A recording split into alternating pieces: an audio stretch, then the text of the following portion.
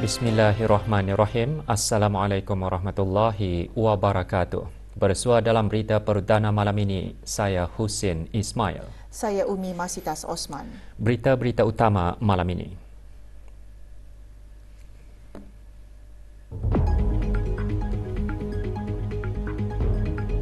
Isu pemakanan dan pengangkutan semasa istiadat perarakan pengantin diraja diberi perhatian serius dan langkah-langkah bersesuaian diambil bagi mengelakkan perkara tersebut dari berulang.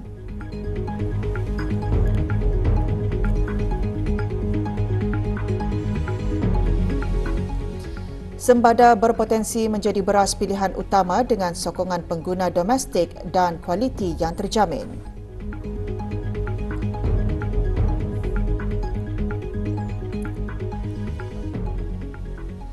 Berhubung dengan tularnya kejadian yang melibatkan pemakanan dan pengangkutan bagi warga perkhidmatan awam, para penuntut dan tenaga pengajar institusi pendidikan semasa istiadat perarakan pengantin diraja mengelilingi Bandar Seri Begawan, Jawatankuasa Tertinggi Istiadat Perkahwinan Diraja dan Kementerian Pendidikan menjelaskan bahawa kejadian yang di luar jangkaan itu amatlah dikesali dan tidak sepatutnya berlaku. Yang berhormat Datuk Seri Setia Dr. Awang Haji Muhammad Isham bin Haji Jaafar, Menteri Kesihatan, selaku Wakil Jawatankuasa Tertinggi Istiadat Perkahwinan Diraja, menjelaskan perkara tersebut semasa sidang media isu pemakanan dan kenderaan semasa istiadat perarakan pengantin diraja di Dewan Al-Afiah, Kementerian Kesihatan Brakas.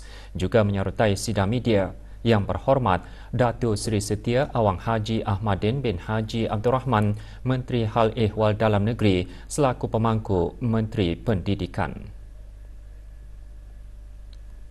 Jawatankuasa ini memberikan perhatian serius terhadap perkara ini dan telah bekerjasama dengan agensi-agensi kerajaan berkaitan dengan mengambil langkah-langkah bersesuaian di bawah undang-undang dan peraturan-peraturan di bawah Akta Kesihatan Awam Makanan Penggal 182 kepada syarikat-syarikat yang terbabit bagi mengelakkan perkara ini dari berulang.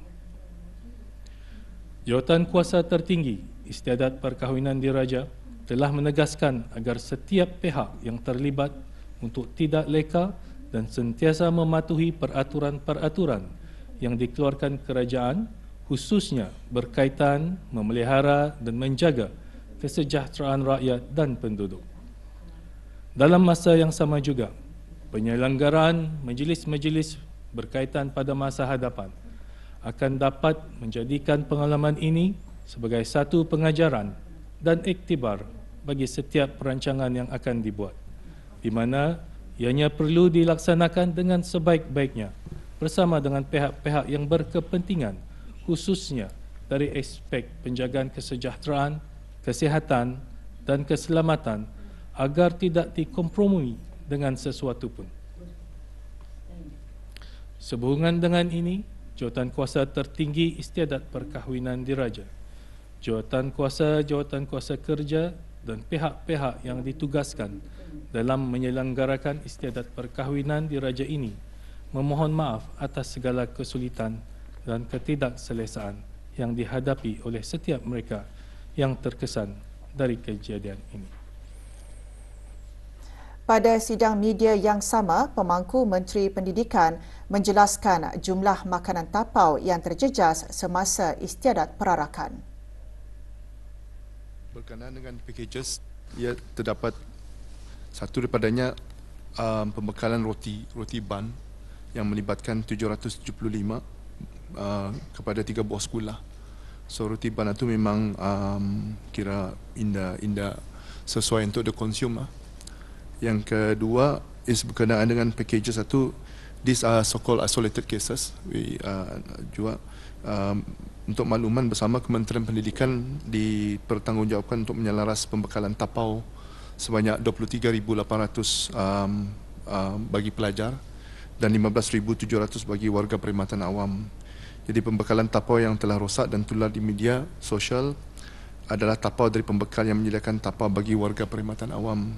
Jadi dikongsikan bahawa insiden tapau yang rosak dan tular itu bukanlah tapau yang diberikan kepada pelajar, tapi ada juga isolated cases yang melibatkan pelajar. Mengenai langkah yang akan diambil bagi mereka yang tidak mengikuti prosedur, Menteri Kesihatan dan Pemangku Menteri Pendidikan seterusnya menjelaskan. Mengenai dengan permakanan ini, ada Akta di Kesihatan Awam bagian makanan penggal 182 di mana syarikat boleh didenda atau dipenjara 5 tahun atau kedua-duanya sekali. Jadi pihak Brunei Food Authority masa ini sedang mengumpulkan all the evidence lah dan akan berbincang dengan pihak Peguam Cara Attorney General untuk menentukan tindakan yang selanjutnya. Dari segi akta memang sudah ada di bawah Brunei Darussalam Food Authority. Yang kedua is the important part is pembekalan itu sendirilah. Jadi this is collaboration sebenarnya, supply and the demand itu. Isu penghantaran balik guru-guru dan pelajar, SOP pemeriksaan makanan serta dakwaan ibu bapa mengenai arahan untuk anak-anak mereka hadir awal pagi pukul 5 pagi juga dijelaskan dalam sidang media. Dr. Syamsiah Zuraini Kancanawati binti Haji Tajuddin, Setiausaha Tetap Pendidikan Teras Kementerian Pendidikan, menjelaskan dua kaedah pengangkutan dilaksanakan iaitu point-to-point dan shuttle pickup dengan melibatkan 334 buah bas. Bagaimanapun, kesesakan lalu lintas menyebabkan pengangkutan sukar bergerak dengan lancar. Berhubung SOP pemeriksaan makanan, 50 orang ditugaskan untuk menerima dan memeriksa bekalan makanan secara rawak dari pembekal dan mengesan roti rosak seawal pukul 7.20 pagi. Walaupun pihak pembekal sudah dimaklumkan mengenai perkara itu, namun mereka hanya dapat menggantikan sebahagiannya disebabkan kesuntukan masa. Mengenai arahan kehadiran anak-anak seawal 5 pagi, ia tertakluk kepada jarak institusi-institusi pendidikan berkenaan dengan lokasi bas yang ditetapkan. Kementerian Pendidikan jelasnya memohon maaf atas kesulitan yang berlaku. Masakan Turki mewakili budaya Timur Tengah serta Mediterranean dan dianggap sebagai warisan sejarah kerana keterikatannya dengan masakan Uthmaniyah yang menghimpunkan cita rasa Balkan, Kaukasus, Timur Tengah dan Afrika Utara. Duta Besar Istimewa dan Mutlak Republik Turki ke negara Brunei Darussalam mengongsikan perkara itu pada bengkel kulineri masakan Turki. Dianjurkan oleh The Yunus Emre Institute YEE dengan kerjasama Kedutaan Republik Turki. Bengkel diadakan petang tadi di Sekolah Kulineri Kolej Perniagaan Laksmana. Tuan Yang Terutama Profesor Dr. Hamid Irsoy turut berharap bengkel tersebut akan memperkenalkan kepada para peserta kebudayaan Turki. Bengkel juga memberi peluang untuk mempelajari dalam penyediaan dan masakan Turki. Juga diadakan penyampaian sijil kepada para peserta bengkel.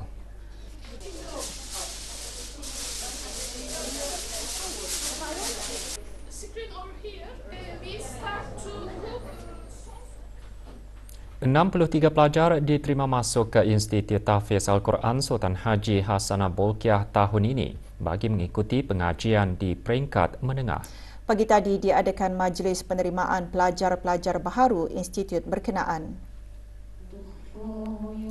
Awang Haji Abdul Rajid bin Haji Muhammad Saleh, Pemangku Timbalan Setiausaha Tetap Dasar dan Keagamaan Kementerian Hal Ehwal Agama. Dalam ucapannya, antara lain menyarankan para pelajar untuk mengimbangi hafazan Al-Quran dengan mata pelajaran akademik serta kemahiran lainnya. Majlis diselajurkan dengan penyerahan mushaf Al-Quran dan diikuti dengan bacaan ikrar. Sebelum ini, para pelajar baharu telah mengikuti program Minggu Ta'aruf selama 6 hari bermula 8 Januari lalu.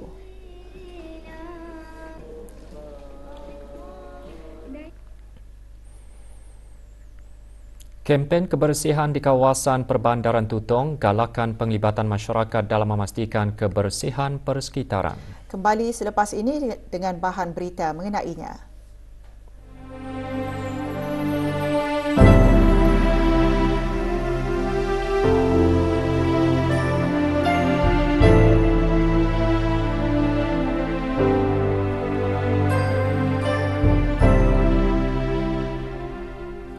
Kawasan Pekan Tutong kelihatan lebih bersih dan indah susulan kempen kebersihan bersepadu pagi tadi.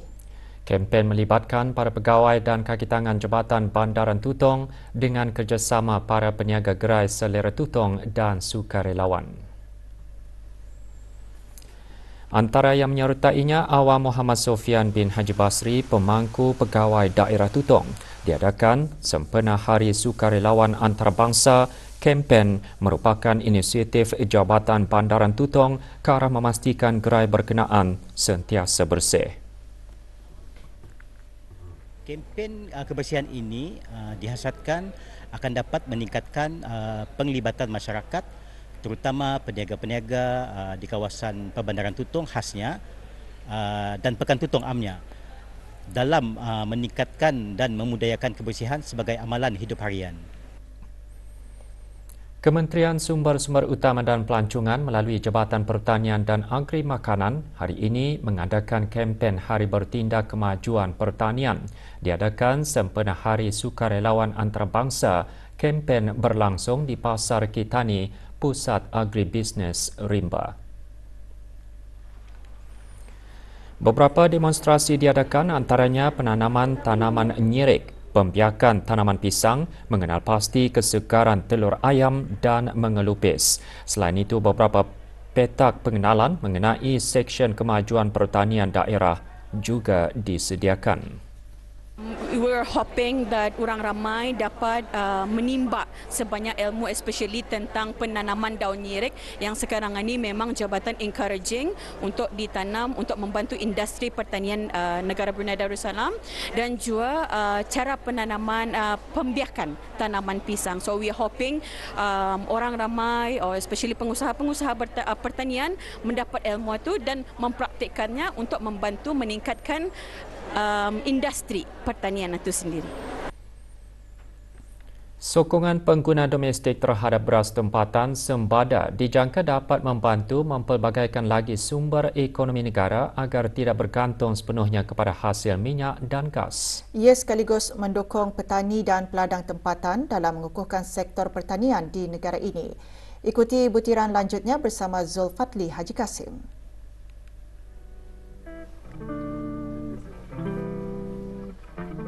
Dengan kualiti yang terjamin, beras sembada keluaran syarikat Wasan Milling Company Sendirian Berhad mendapat sambutan menggalakkan daripada orang ramai. Ini termasuk menjadi menu utama di salah sebuah restoran terkemuka tempatan. Makan ceria membeli stok terus daripada WMC iaitu Wasan Milling Company sebanyak 2 kali untuk memastikan ketahanan dan kualiti yang terjaga.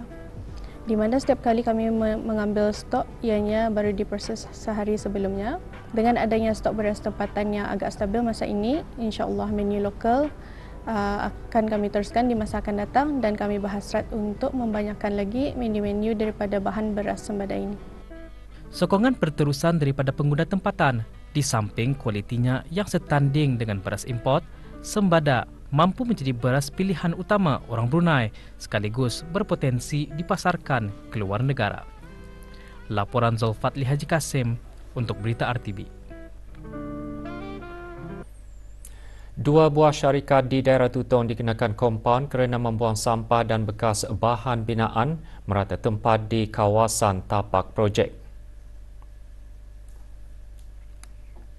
Ia adalah hasil operasi rondaan unit penguatkuasaan Jabatan Daerah Tutong baru-baru ini. Syarikat Mutiara Hikmat di Kampung Birau dan Alik Jaya Sendirian Berhad di Kampung Luagan Duduk masing-masing dikenakan kompaun RM1,000.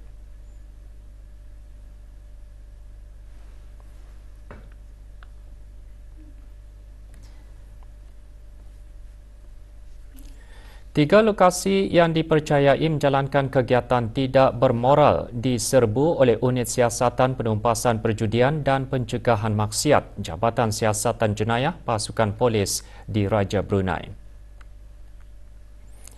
Semasa serbuan tersebut, seorang lelaki warga tempatan dipercayai bapa ayam berumur 32 tahun dan isterinya warga negara asing bersama 4 orang wanita warga asing berumur dalam lingkungan 22 dan 27 tahun ditahan. Serbuan menyasarkan sebuah bilik penginapan di kawasan Gadong, daerah Brunei dan Muara, tempat bekerja suspek lelaki dan rumah suspek di kawasan perumahan Kampung Rimba. Kesemua suspek bersama barang bukti dibawa ke Jabatan Siasatan Jenayah untuk siasatan lanjut. Seorang pekerja warga negara Indonesia dipercayai lari daripada majikan. Marwoto berusia 33 tahun dan memegang pasport bilangan C8244977. Sebarang maklumat mengenai keberadaannya, hubungi Balai Polis Sengkurong melalui talian 266134 atau talian kecemasan polis 993 atau mana-mana Balai Polis yang berdekatan. Sebagai kesinambungan dari jerayawara penamaan pentadbir skim persaraan kebangsaan SPK yang diadakan pada bulan Disember 2023 di daerah Brunei dan Muara, Tabung Amanah Pekerja TAP akan meneruskan lagi jerayawara tersebut ke daerah Blyth. Jerayawara bermatlamat untuk memberigakan proses pengurusan simpanan SPK ahli dengan membolehkan ahli untuk membuat penamaan pentadbir dan mempercepatkan proses pembayaran simpanan ahli SPK kepada waris dan tanggungan. Bagi kelancaran proses penamaan tersebut, ahli dinasihatkan untuk berdaftar terlebih dahulu sebagai pengguna portal perkhidmatan dalam talian TAP e-Amanah di www.tap.com.bn. Maklumat lanjut layari laman sesawang TAP atau akaun rasmi media sosial Facebook Tabung Amanah Pekerja TAP dan Instagram @tab_Brunei. Orang ramai juga boleh menghubungi pusat panggilan TAP di talian 2722-929 semasa waktu bekerja atau melalui email us@tap.com.bn. Pemilik tanah yang berdaftar diingatkan untuk sentiasa menjelaskan bayaran cukai tanah setiap tahun. Pembayaran boleh dibuat melalui kaunter pembayaran di setiap pejabat tanah daerah. Setiap Isnin hingga Khamis, kaunter dibuka bermula 8 pagi hingga 11 pagi dan 1.45 petang hingga 3 petang. Manakala hari Sabtu, kaunter hanya dibuka sehingga 2.45 petang.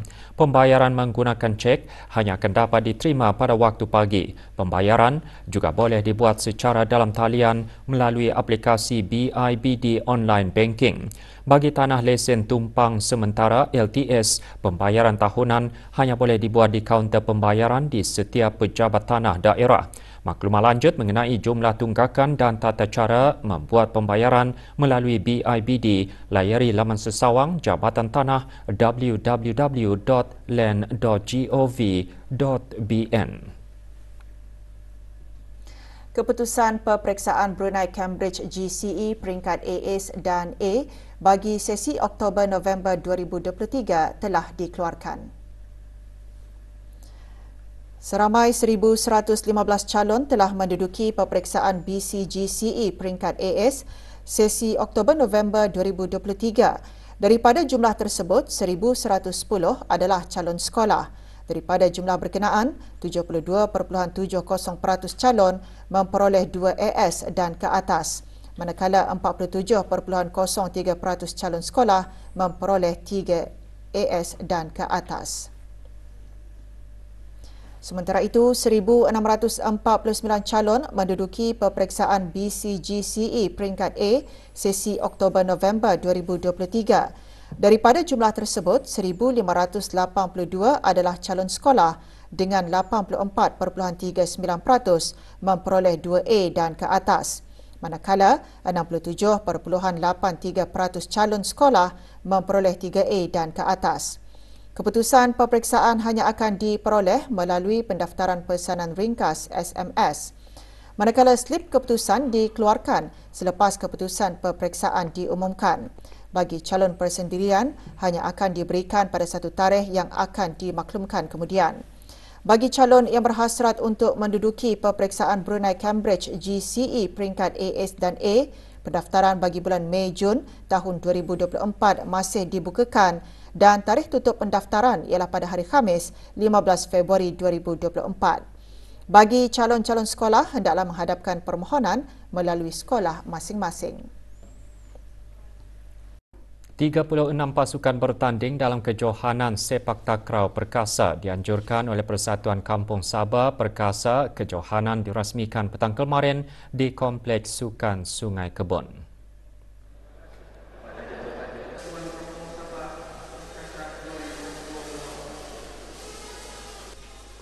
Perasmiannya disempurnakan oleh Awang Haji Muhammad Ros Fazilah bin Haji Yusli, pemangku pengarah Jabatan Belia dan Sukan.